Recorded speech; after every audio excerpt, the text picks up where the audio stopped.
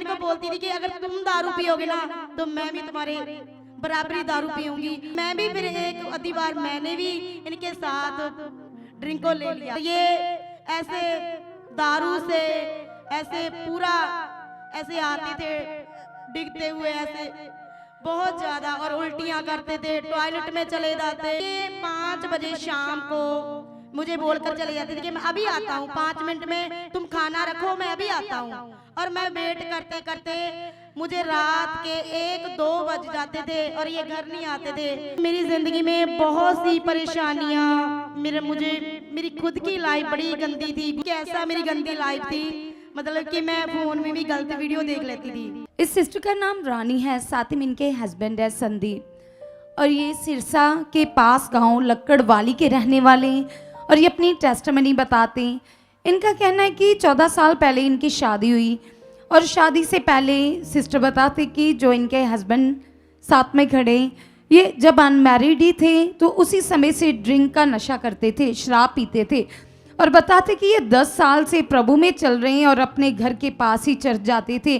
तो बाकी इनके जीवन के बारे में हम सिस्टर के द्वारा जानेंगे कि कैसे हालात थे, 10 सालों में इन्होंने कितना सरवाइव किया, कितने दुख उठाए, पीड़ा को बर्दाश्त किया, और घर की कंडीशन कैसी थी। सिस्टर आप खुद से हमें बताइए कि कैसे प्रभु परमेश्वर ने अपनी सामर्थ्य के द्वारा आपके पति के मन को परिवर्तन किया।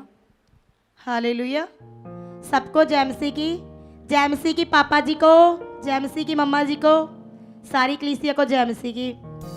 मेरी गवाही ये है कलीसिया कि मैं 10 साल से प्रभु में थी, बहुत मतलब कि जाती थी, आए संडे मैं चर्च जाती थी।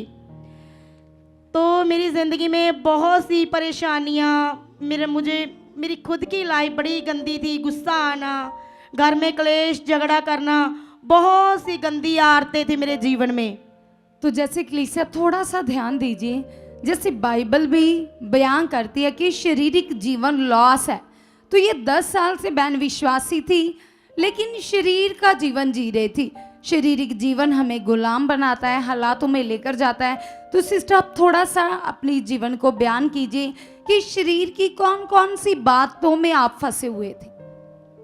एक तो मैं गुस्सा करती थी, और एक मैं अपने पति से बहुत झगड़ा करती थी, बच्चों को मारती थी, और घर में किसी के साथ में प्यार से बात नहीं करती थी। और मैं बाइबल पढ़ती, प्रार्थना तो बहुत करती थी। मेरे अंदर मतलब ऐसे घमंड सा था कि मैं बहुत बाइबल पढ़ती हूँ, बहुत प्रार्थना करती हूँ, और मेरे बदलाव कुछ भी नहीं था। आए संडे चर्च जाना था, और चर्च में जाते हुए भी गुस्सा करना, बहुत सी गंदी आदतें। कई बार तो मतलब कि ऐसा मेरी गंदी लाइफ थी, मतलब कि मैं फ़ोन में भी गलत वीडियो देख लेती थी, गंदे सॉन्ग्स देखना, ऐसी गंदी।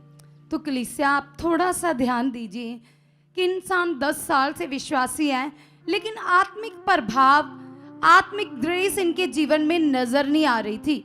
आज भी बहुत सारे लोग ऐसे होते हैं जो चर्च में तो आ रहे होते हैं, लेकिन अंदर से उनका मन, उनका हृदय परिवर्तन नहीं होता, खुदा के वचन उनको टच नहीं करते, वो आत्मिक लाइफ नहीं जीते। तो सिस्टर फिर जब आपके पास आत्मिक लाइफ नहीं थी तो कैसे घर में हालात बने हुए थे, थोड़ा सा बताइए। मेरे घर में बहुत से हालात थे।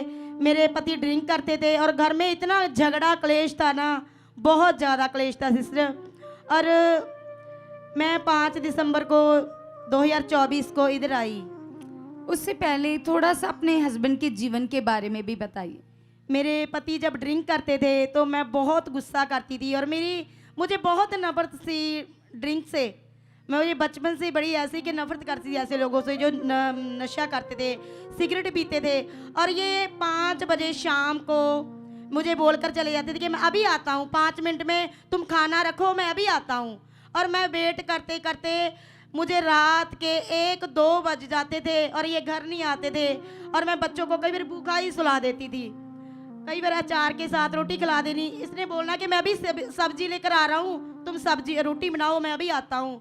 तो मैं बच्चों को भूखे सुला देती, और मैं बैठी रहती, वेट करती, अभी आएंगे अभी आएंगे। वेट करती करती मैं रो रो कर मैं गुस्सा करके बैठ जाती। और ये ऐसे दारू से ऐसे पूरा ऐसे आते थे डिगते हुए ऐसे बहुत ज़्यादा, और उल्टियाँ करते थे, टॉयलेट में चले जाते, उल्टियाँ करते। और मैं बाद में क्या करती थी, मैं गुस्सा करती थी बहुत ज़्यादा, और मैं इनको बोलती थी कि अगर तुम दारू पियोगे ना तो मैं भी तुम्हारे बराबरी दारू पीऊँगी। और मैं भी फिर एक आधी बार मैंने भी इनके साथ ड्रिंक को ले लिया गुस्से के साथ।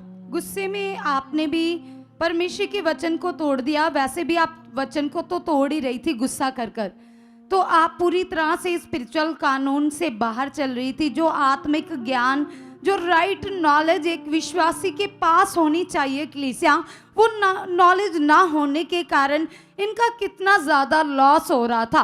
पूरी तरह से शारीरिक चीज़ों में फंसे हुए थे, क्योंकि कलाम कहता है, वचन सिखाता है कि जितने लोग आत्मा के चलाए चलते वो ही खुदा के बेटे बेटियां हैं। लेकिन ये आत्मा में नहीं आए थे, इसीलिए इनके जीवन में कोई भी ब्लेसिंग नहीं थी, कोई शांति नहीं थी, कोई आराम नहीं था। जिस आत्मिक जीवन की, जिस शांति आराम की प्रभु यीशु मसीह बात करते हैं, वो इनके पास नहीं था। तो प्रभु में भी चल रही थी कलीसिया। आपने बहन के जीवन में सोचा, तो आज भी बहुत सारे लोग इस टाइम यहाँ पर बैठे होंगे, जहाँ ऑनलाइन वॉच कर रहे होंगे, जो खुदा में तो है लेकिन अंदर से उनका परिवर्तन नहीं हुआ, उनके मन का परिवर्तन नहीं हुआ। तो आज भी वो हालातों में फंसे हुए हैं, क्योंकि वो खुदा से दूर है, वो अपनी लाइफ में ग्रेस को नहीं देख पा रहे। तो सिस्टर, फिर जब ऐसे ही चल रहा था तो फिर क्या मन में क्या चलता था, कैसे विचार थी, सोची थी, ये बताइए। सोचे मेरी ऐसी कि सिस्टर, मुझे ऐसा लगता था कि मैं ट्रेन के आगे चली जाऊं और बच्चों को भी छोड़कर चली जाऊं रात को। और कई बार ऐसे मैंने सोचा भी, ये जब सो जाते थे ना तो मैं उठकर कमरे से अंदर आके सोचती थी कि मैं भी ट्रेन के नीचे जा रही हूँ मरने के लिए, और मुझे 2 बच्चे हैं मेरे, उनके मेरा प्यार उनका सामने आ जाता था तो मैं रुक जाती थी। तो कलीसिया, आप सुन रहे हो, शैतान ने जीवन नरक बनाकर रखा था। आज भी शैतान उन्हीं के जीवन में काम करता है जो अनाज्ञाकारी हैं। कलाम कहता है आज्ञा ना मानने वालों की लाइफ में वो अभी भी काम कर रहा है। तो हमारे लिए आज्ञाकारी कितनी ज़रूरी है। जो हमारे स्पिरिचुअल फादर के ऊपर खुदा ने बड़े भेद प्रकट किए, शारीरिक लाइफ और आत्मिक लाइफ का डिफरेंस। और सिस्टर, फिर आप ये बताइए, 10 सालों में आप चर्च गए, आप सब कुछ कर रहे थे, घंटों घंटों प्रार्थना में भी बैठे रहते थे, लेकिन शारीरिक रीति के अनुसार सब कुछ कर रहे थे, इसीलिए आपके रिजल्ट प्रकट नहीं हो रहे थे। लेकिन फिर जब आपको यहाँ के बारे में पता चला तो आप फर्स्ट टाइम कब आए थे यहाँ पर? सिस्टर, मैं 5 दिसंबर 2024 को यहाँ पर आई, और जब मैं इधर आई तो बहुत मुझे अच्छा लगा, मेरे अंदर शांति आई, मेरा गुस्सा भी चला गया, और मैंने अपने घर के लोगों से, सास से, सबसे प्यार करना शुरू कर दिया, और बच्चों को भी मारना पीटना बंद कर दिया। और अपने पति के साथ भी जब मैं झगड़ा करती थी ना तो वो भी मैंने बंद कर दिया, और मुझे वो सही ज्ञान समझ आ गया जो खुदा के दास हमें दे रहे हैं। मुझे वो ज्ञान की समझ आ गई कि कैसे मुझे प्रेयर करनी है। पहले मैं प्रेयर करती थी कि प्रभु मुझ पर दया करो, मैं दुखी हूँ, मैं परेशान हूँ, प्रभु मुझ पर दया करो, मैं बहुत परेशान हूँ। जबकि परमेश्वर की दया तो हमारे ऊपर हो चुकी है कलीसिया। तो उस दया को ये ऐसे फील कर रहे थे कि अभी बहुत दूर है, लेकिन जैसे इन्हें समझ आई कि जो दया हुई है, कैसे उस दया में बने रहना है, कृपा में बने रहना। तो फिर सिस्टर, जब आपको समझ आई तो आपने कैसे कैसे प्रैक्टिकल किया, कैसे चले, आप बताइए। सिस्टर, जब मैं इधर आई तो मेरा मन परिवर्तन हुआ, बहुत सा मेरे घर में शांति आई। खुद मैं, अरे मेरे अंदर ये शांति आ गई तो मुझे सब कुछ अच्छा लगने लगा, क्योंकि मैं पहले ये गलत विश्वास कर रही थी कि पापा सिखाते हैं ना भी तुम्हारा जो विश्वास है वो गलत होगा ना, तो मैं ये गलत विश्वास कर रही थी कि मेरा पति ड्रिंक करता है, ये बोल रही थी, अंगीकार कर रही, तो वो मेरे साथ वैसा ही हो रहा था। तो जब मैंने पापा से मुख से ये ज्ञान सीखा कि ये मैं तो विश्वास गलत कर रही हूँ अपने पति के लिए, तो मैंने प्रार्थनाओं में ये बोलना शुरू कर दिया कि नहीं परमेश्वर, मैं ब्लेस हूँ, मेरा पति ब्लेस हो चुका है, उसके जीवन से जो गंदी ड्रिंक का नशा है वो खत्म है, वो बदल चुका है, उसका मन बदल चुका है, वो मेरे साथ चल चुका है, हम दोनों सेवा में चल चुके हैं, तेरे साथ बढ़ चुके हैं। जब मैंने ऐसा प्रार्थनाएं करने शुरू करी तो मेरे पति भी इधर चलने लगे मेरे साथ। तो फिर जब फर्स्ट टाइम आप आए थे, आप अकेले आए थे? हाँ जी। लेकिन उसके बाद जब सेकंड बार आपने बताया 2025 में आए, और जब आप आए यहाँ पर और आपके साथ आपके हस्बैंड भी आए, तो आप वीरेंद्र पास्टर जी के द्वारा इनके ऊपर ले हैंड प्रेयर हुई। तो आइए हम देखते उस ले हैंड वीडियो को। जो ड्रिंक करते थे इतने लंबे समय से, 25 साल से भाई ड्रिंक करते थे और घर में क्लेश था, हालात बुरे थे, कोई बरकत नहीं थी, आशीष नहीं थी, शैतान ने लाइफ को नर्क बनाया। लेकिन जैसे ही प्रार्थना होती तो बड़ा छुटकारा मिलता है। तो आइए सबसे पहले उस सामर्थ्य प्रेयर्स को हम देखेंगे स्क्रीन के ऊपर। वो शिफा को पा गई, वो शिफा को वो। तो जैसे ही पास्टर जी ने हाथ रखा, प्रार्थना की, तो उसी घड़ी भाई का मन परिवर्तन हो गया। कलीसिया, इन्होंने टोटली ड्रिंक को छोड़ दिया। आज पूरा 1 साल हो चुका है, शराब को हाथ तक नहीं लगाया, घर के हालात सुधर गए, झगड़े बंद है, परमेश्वर की बरकतें आ चुकर पति पत्नी बैठकर लंबा समय प्रार्थनाएं कर रहे हैं, खुदा की महिमा कर रहे हैं। और सिस्टर आप बताइए आपकी लाइफ कैसी है? सिस्टर, अब मैं पूरी तरह से ब्लेस हूँ और मेरे पति की ड्रिंक छूट चुकी है। अब हम बहुत प्यार से रहते हैं और बहुत सी मतलब कि ऐसे बरकत भी आई घर में, बहुत सी परमेश्वर ने बड़ी बरकत दी है। हालेलुया।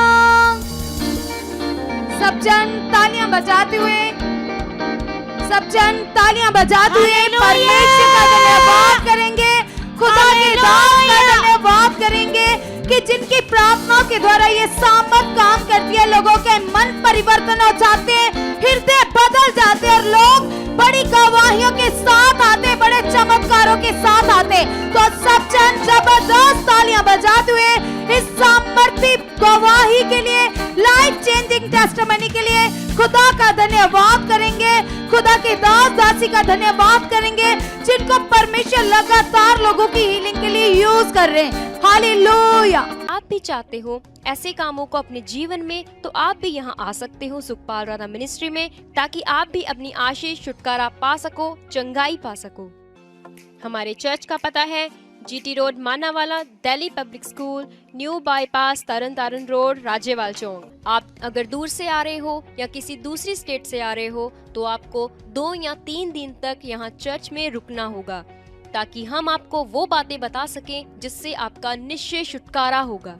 ये हमारे हेल्पलाइन नंबर्स हैं। आप इन नंबर्स पर कांटेक्ट करके यहाँ चर्च में आ सकते हो, प्रार्थना करवा सकते हो। God bless you all.